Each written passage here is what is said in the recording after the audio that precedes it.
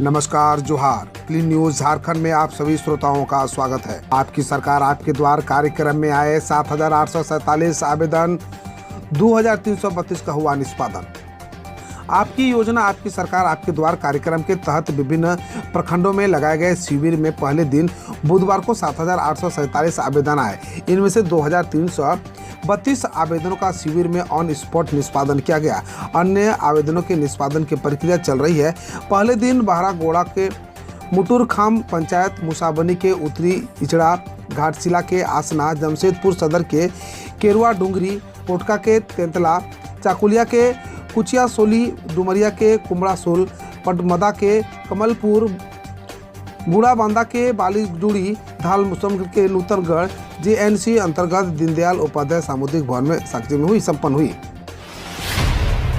दीपावली व छठ की लंबी वेटिंग लिस्ट को देखते हुए झारखंड से बिहार के लिए चलेगी 2 स्पेशल ट्रेन। दिवाली और छठ को देखते हुए टाटानगर रेलवे स्टेशन से खुलने वाली ट्रेनों में वेटिंग लिस्ट लंबी हो चुकी है। करीब 350 से अधिक वेटिंग है। बिहार और उत्तर प्रदेश जाने वाली ट्रेनों की सीटें फुल है। इसके लिए Santragachi Patna Santragachi Chhath festival special train चलाई जाएगी। बीआईटी मेसरा में 14 अक्टूबर से फेस्ट पैंथियन 22 का आगाज। देश भर से हजारों विद्यार्थी होंगे शामिल।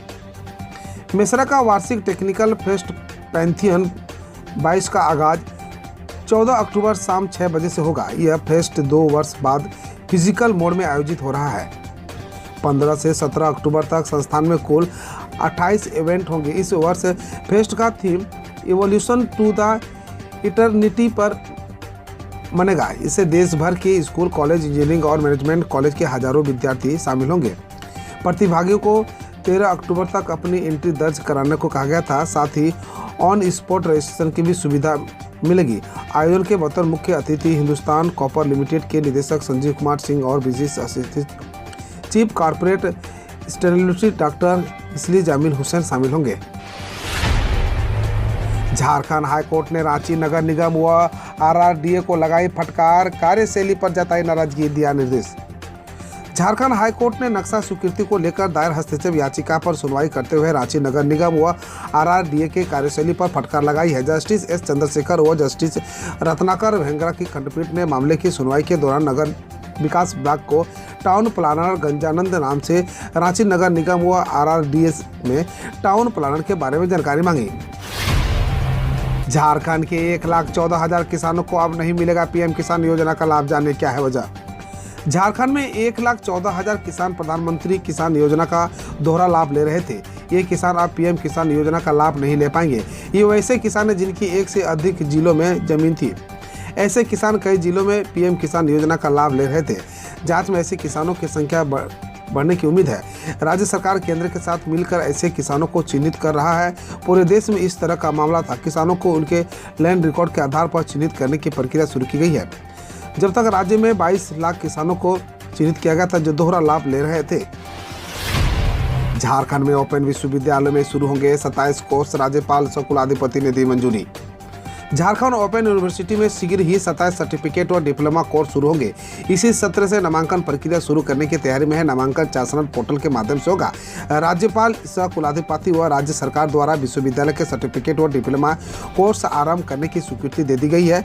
स्नातक व स्नातकोत्तर कोर्स शुरू करने के लिए यूजीसी के पास स्वीकृति के लिए प्रस्ताव भेज दिए गए हैं। सीएम हेमंत सोरेन का ऐलान, आपदा में मौत पर अब मिलेगा 4 लाख रुपये, मुआवजा, जाने अन्य बड़ी घोषणाएं। मुख्यमंत्री हेमंत सोरेन ने बुधवार को गिरिडीह के झंडा मैदान से राज्य की महत्वाकांक्षी आपकी योजना आपकी सरकार आपके द्वार कार्यक्रम का शुभारंभ किया। अपने संबोधन में सीएम हेमंत सोरेन ने कहा कि योजना के नाम से ही सरकार की मंशा स्पष्ट है। सरकार चाहती है कि पहाड़, पर्वत, नदी, जंगल जैसे दुर्गम क्षेत्र में जहां अभी तक विकास की रोशनी नहीं पहुंची, वहां विकास योजना पहुंचे। जितनी नियुक्तियां हुई है उससे दोगुनी प्रक्रिया रद्द। अभी 13,583 पदों पर नियुक्ति की चल रही है तैयारी। झारखंड सरकार द्वारा नियुक्ति नियमावली में बदलाव किए जाने के बाद अब नियुक्ति प्रक्रिया शुरू हो गई है। जेएसएससी द्वारा इस वर्ष 10 नियुक्तियां परीक्षाओं के लिए प्रक्रिया शुरू कर दी गई है। राज्य में नियमावली नहीं होने से नियुक्ति प्रक्रिया शुरू नहीं हो पा रही थी। जेएसएससी द्वारा ली जाने वाली परीक्षाओं में झारखंड विद्यार्थियों को भी मौका मिले, इसके लिए राज्य से मैट्रिक और इंटर की परीक्षा पास होना अनिवार्य कर दिया गया है। झारखंड के शिक्षा मंत्री जगन्नाथ महतो तक पहुंची ईडी, जांच की आंच, रडार पर आए AIS और IPS। प्रवर्तन निदेशालय ने झारखंड में मनी लॉन्ड्रिंग को लेकर अपनी जांच का दायरा बढ़ा दिया है। कोलकाता के कारोबारी अमित अग्रवाल से पूछताछ के बीच अब ईडी ने सूबे के शिक्षा मंत्री जगन्नाथ महतो तथा उनके PA पवन कुमार, पूर्व IAS KK Khandewal, Dilip Jha, Giridih SP Amit Renu और गिरिडीह SDOP अनिल कुमार सिंह समेत कुछ कारोबारियों की जानकारी अन्य पुलिस मुख्यालय से मांगी है। ईडी की ओर से जानकारी मांगे जाने के बाद IG मानवाधिकार ने CID से संबंधित लोगों पर दर्ज केस, आरोप पत्र व शिकायत का ब्यौरा मांगा है। पुलिस मुख्यालय से रिपोर्ट भेज जाने के बाद ईडी आगे की कार्रवाई करेगी। झारखंड में किसानों को 90% अनुदान पर गाय देगी सरकार।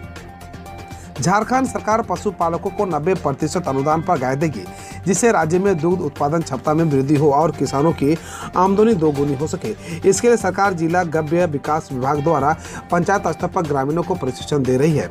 इसी कड़ी में कल साहेबगंज सकरी गली पंचायत भवन में जिला गव्य विकास की ओर से पशुपालकों को सरकारी योजनाओं का एक दिवसीय प्रशिक्षण दिया गया है।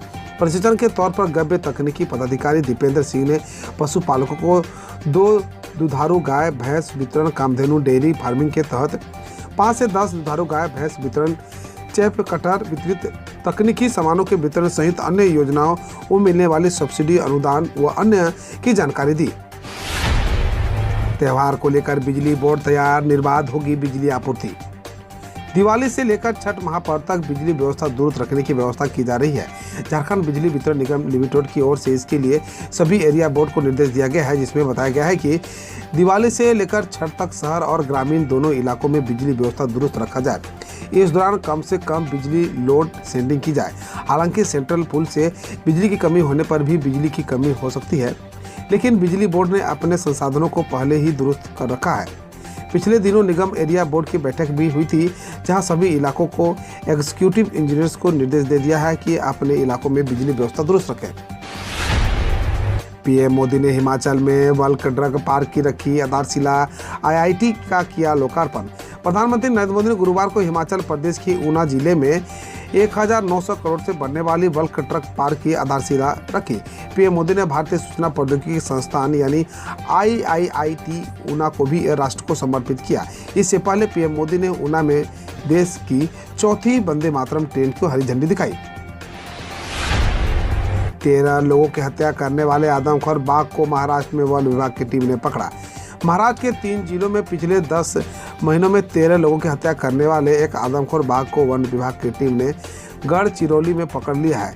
सिटी 1 नामक इस बाघ ने बड़सा में 6, भंडारा में 4 और ब्रह्मपुरी में 3 लोगों की हत्या की थी। बाघ को पकड़कर गोरेवाड़ा रेस्क्यू सेंटर नागपुर भेजा गया है। धालीवाल बोले, पंजाब में इस साल पराली जलाने के 700 केस आए सामने, पहले आते थे 2500। पंजाब के कृषि मंत्री KS धालीवाल ने कहा कि राज्य में इस साल अब तक पराली जलाने के 700 मामले सामने आए हैं। बकौल धालीवाल पिछले वर्षों में इसकी अवधि में 2500 प्लस ऐसे मामले सामने आते थे। धालीवाल ने कहा कि श्री अकाल तख्त साहिब के जथेदार से किसानों से पराली न जलाने की अपील करने को लेकर बात की गई है। आदि पुरुष से विवादित चिन्ह हटाने को मांग कर लेकर दिल्ली हाईकोर्ट पहुंची हिंदू सेना। हिंदू सेना के राष्ट्रीय अध्यक्ष विष्णु गुप्ता ने आगामी फिल्म आदि पुरुष में भगवान राम, माता सीता, हनुमान और रावण से जुड़े विवादित दृश्य हटाने की मांग को लेकर दिल्ली हाईकोर्ट में याचिका दायर की है। हिंदू सेना ने यह भी दावा किया है कि फिल्म के पात्र रामायण में दर्शाए गए धार्मिक पात्रों के चित्रण के विपरीत है। कर्नाटक में ओला, उबर और रैपिडो की ऑटो सेवा पर बैन के बावजूद जारी है इनकी सेवाएं। कर्नाटक सरकार द्वारा बुधवार से ओला, उबर और रैपिडो जैसे कैब एग्रीगेटर्स को ऑटो सेवाओं की अवैध घोषित करने के बावजूद इन प्लेटफॉर्म पर ऑटो रिक्शा की ऑनलाइन बुकिंग जारी है। हालांकि इन एग्रीगेटर्स का इस्तेमाल करने वाले ऑटो रिक्शा की संख्या में कमी आई है, क्योंकि बेंगलुरु में कुछ स्थानों पर ऑटो का वेटिंग पीरियड 15 मिनट तक बढ़ गया है। पंजाब में दिवाली और प्रकाश पर्व के दिन केवल 2-2 घंटे ग्रीन पटाखे जलाने की होगी अनुमति। पंजाब सरकार ने दिवाली और प्रकाश पर्व के दिन राज्य में लोगों को केवल 2-2 घंटे तक ग्रीन पटाखे जलाने की अनुमति दी है। आदेश के मुताबिक 24 अक्टूबर को रात 8 बजे से 10 बजे तक, जबकि 8 नवंबर प्रकाश पर्व को सुबह 4 बजे से सुबह 5 बजे और फिर रात 9 बजे से रात 10 बजे तक पटाखे जलाने की अनुमति है। पीएम मोदी ने हिमाचल प्रदेश में देश की चौथे वंदे मातरम ट्रेन का दिखाई हरी झंडी। प्रधानमंत्री नरेंद्र मोदी ने गुरुवार को हिमाचल प्रदेश के ऊना में अंबा अंदौरा से नई दिल्ली के लिए चलने वाली देश की चौथे वंदे मातरम ट्रेन को हरी झंडी दिखाई। यह ट्रेन 52 सेकंड में 100 किलोमीटर प्रति घंटा की रफ्तार से पकड़ने की सक्षम है। गौरतलब है, पीएम मोदी ने हाल ही में गांधीनगर वंदे मातरम ट्रेन की हरी झंडी दिखाई थी। उत्तराखंड सरकार ने मदरसों को 1 महीने में शिक्षा विभाग में पंजीकरण कराने का दिया आदेश। उत्तराखंड के अल्पसंख्यक कल्याण मंत्री चंदन राम दास ने कहा है कि राज्य के मदरसों को शिक्षा विभाग में पंजीकरण कराने के लिए 1 महीने का अल्टीमेटम दिया गया है और ऐसा नहीं करने पर उन्हें बंद कर दिया जाएगा। उन्होंने कहा, पंजीकरण नहीं कराने से मदरसे के छात्रों को भी 5वीं के बाद नया दाखिला लेने में परेशानी होगी। दिल्ली सरकार ने की श्रमिकों के न्यूनतम वेतन में बढ़ोतरी की घोषणा। दिल्ली सरकार ने अकुशल, अर्धकुशल और कुशल श्रमिकों के न्यूनतम वेतन में बढ़ोतरी की घोषणा की है, जो 1 अक्टूबर से प्रभावी हो रही है। वह दिल्ली सरकार इसे अकुशल श्रमिकों का मासिक वेतन 16,506 से बढ़ाकर 16,792, अर्धकुशल श्रमिकों का मासिक वेतन 18,187 से बढ़ाकर 18,499 व कुशल श्रमिकों को मासिक वेतन 20,019 से बढ़ाकर 20,357 हो गया है।